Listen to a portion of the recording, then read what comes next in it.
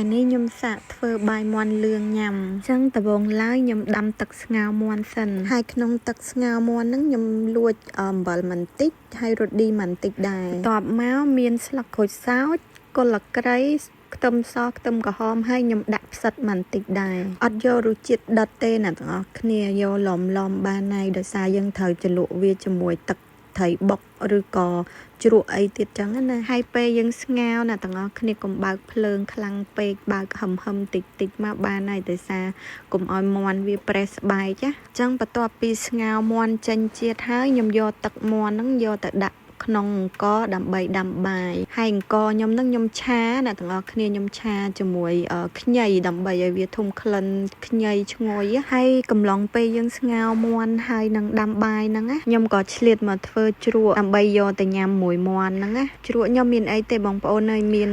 ការ៉ុត3ឆៃថាវ1ហើយនឹងខ្ទឹមក្រហម1មើមបន្ទាប់មកមានទឹកសក់3ផ្លែដែរប៉ុន្តែខ្ញុំអត់បានថតបន្ទាប់មកនេះរីសាល់មិនដែរបងប្អូនជ្រក់ខ្ញុំអត់បានថតគ្រឿងផ្សំអីក្បោះក្បាយទេបងហើយដោយសារខ្ញុំទៅរៀនធ្វើតាមបងដែលគាត់ផុសតាម Facebook ដែរចឹងហើយនេះបន្ទាប់មកយើងស្រង់មាន់យើងចេញមកដើម្បីឲ្យវាត្រជាក់ងាយស្រួលយើងបេះវាចេញពីគ្នាចឹងណាហើយទឹកស៊ុបដែលនៅសល់នៅក្នុងឆ្នាំងហ្នឹងខ្ញុំបានពុះក្រូច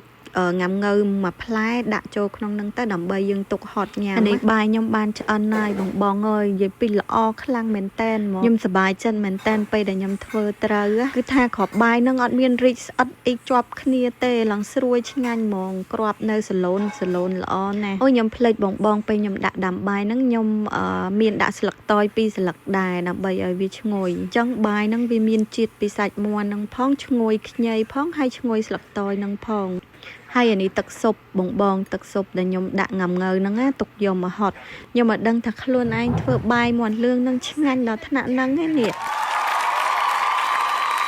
សុំសរសើរខ្លួនឯងមួយសិនចាំប្តីសរសើរយូរពេកឃើញសភាពបាយខ្ញុំមែននេះបងឃើញអត់ឃើញវាទៅសោះហើយសឡូនល្អអត់ពេលដាំបាយយើងដាំតាមធម្មតាទៅទឹកយើងប្រមាណអង្គយើងប្រមាណរហដងហ្នឹងដាក់ប៉ុណ្ណឹងទៅបន្ទាប់មកវាឆ្អិនតាមហ្នឹងឯង